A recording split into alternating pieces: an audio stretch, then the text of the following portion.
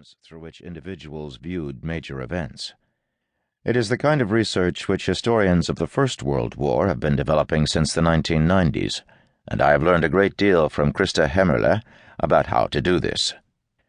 I was particularly fortunate in having access to the private archive assembled by Walter Kempowski while he was still alive, and well remember the generous welcome which Walter and Hildegard Kempowski gave me to their home in Natum. The archive itself is now held at the Akademie der Künste in Berlin. At the Deutsches Tagebucharchiv in Emmendingen, Gerhard Seitz was very helpful, as was Irina Renz at the Bibliothek für Zeitgeschichte in Stuttgart. In Berlin, Andreas Michaelis at the Deutsches Historisches Museum, Veit Didschunait and Thomas Jander at the Feldpostarchiv of the Museum für Kommunikation and the Bundesarchiv all provided invaluable source materials, as did Christiane Botzet at the Bundesarchiv Militärarchiv in Freiburg. Klaus Baum and Konrad Schulz from the archive of the Jehovah's Zeugen in Deutschland at Zelters Taunus provided copies of the last letters which Jehovah's Witnesses wrote before their execution for refusing to perform military service, and Alexander van Plato at the Institut für Geschichte und Biographie in Lüdenscheid introduced me to the large collection from the early 1950s of schoolchildren's recollections of the war in the Wilhelm Rössler Archiv.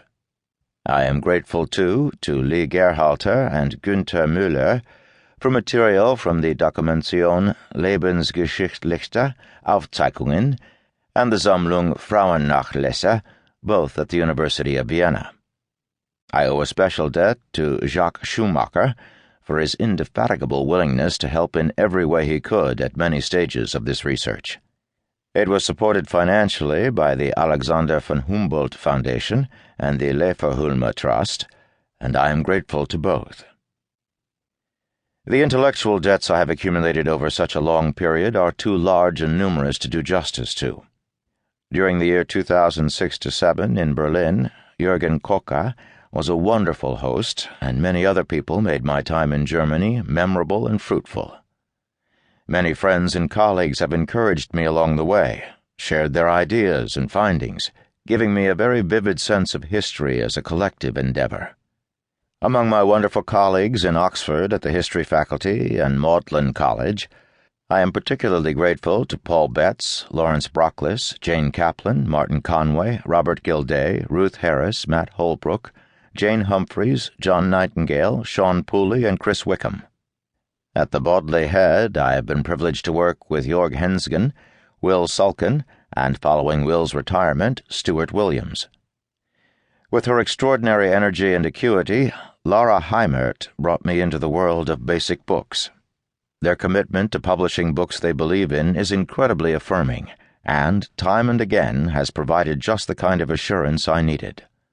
Laura and Jorg acted as twin editors without ever stepping on each other's toes or mine, with Jorg's taking on the painstaking task of editing page by page. They have been wonderful to work with, and I am deeply grateful to all four of them.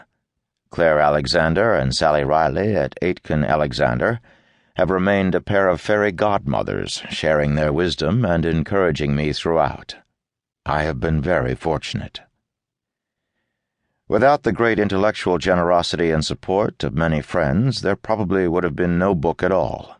Paul Betts, Tom Brodie, Stefan Ludwig Hofmann, Ian Kershaw, Mark Roseman, Jacques Schumacher, John Waterlow, and Bernd Weisbrot all interrupted their own work to read the whole manuscript for me. I am grateful to each of them for making invaluable suggestions, sharing their own research, and saving me from making at least some historical howlers. Ruth Harris and Lyndall Roper read the whole thing twice, and so have both left an indelible imprint on it. At every stage of this project, Lyndall has discussed the key ideas as I was trying to formulate them. I cannot thank her enough. Nicholas Stargardt, Oxford, 3 June 2015. Dramatis Personae, in order of appearance. Ernst Gicking, farmer's son from Hesse. To keep listening to this audiobook, I've left you a link in the description so you can do it, at no cost thanks to Audible's 30-day free trial.